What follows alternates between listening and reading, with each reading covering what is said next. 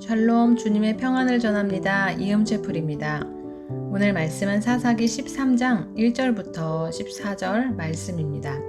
제가 메시지 성경으로 읽겠습니다. 그 후에 이스라엘 백성이 또다시 하나님 보시기에 악을 행했다. 하나님께서 40년 동안 그들을 블레셋 사람의 지배를 받게 하셨다. 그때 소라 땅에 단 지파 출신의 마노아라는 사람이 있었다. 그의 아내는 임신하지 못하여 자녀가 없었다. 하나님의 천사가 그녀에게 나타나 말했다. 내가 임신하지 못하여 자녀가 없다는 것을 내가 안다. 그러나 이제 내가 임신하여 아들을 낳을 것이다. 그러니 아주 조심해야 한다. 포도주나 맥주를 마시지 말고 부정한 것은 어떤 것도 먹지 마라. 실제로 너는 이제 바로 임신하여 아들을 품게 될 것이다. 그의 머리에 면도칼을 대서는 안 된다. 그 아이는 태어나는 순간부터 하나님의 나실인이 될 것이다. 그가 블레셋의 압제에서 이스라엘을 구원하는 일을 시작할 것이다. 여인은 남편에게 가서 말했다. 하나님의 사람이 내게 왔는데 두려우면서도 영광이 감도는 것이 꼭 하나님의 천사 같았어요. 미처 그분이 어디서 왔는지 묻지 못했는데 그분도 내게 이름을 말해주지 않았어요. 하지만 그분이 이런 말을 했어요. 내가 임신하여 아들을 낳을 것이다. 포도주나 맥주를 마시지 말고 부정한 것은 어떤 것도 먹지 마라. 그 아이는 태어나는 순간부터 죽는 날까지 하나님의 나실인이 될 것이다. 마노아가 하나님께 기도했다.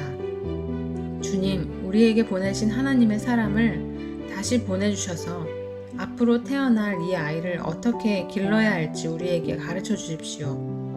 하나님께서 마노아의 말을 들으셨다. 하나님의 천사가 그 여인에게 다시 왔다.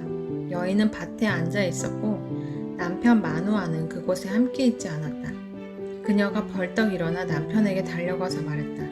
다시 왔어요. 그날 내게 왔던 그분 말이에요. 마노아가 일어나 아내를 따라 그 사람에게 갔다. 그리고 그에게 말했다. 당신이 제 아내에게 말씀한 그분이십니까? 그가 말했다. 그렇다. 마노아가 말했다. 그렇군요. 당신이 말씀한 대로 이루어질 때에 이 아이에 대해 또 이 아이가 할 일에 대해 우리에게 해줄 말씀이 무엇입니까? 하나님의 천사가 마노아에게 말했다. 내가 여인에게 일러준 모든 말을 명심하여라. 포도나무에서 난 것은 아무것도 먹지 마라. 포도주나 맥주를 마시지 말고 부정한 음식은 어떤 것도 먹지 마라. 그녀는 내가 명령한 것을 모두 지켜야 한다. 자, 악을 행한 이스라엘에게 이제 오늘 삼손이라는 사사를 예비하시는 이야기입니다.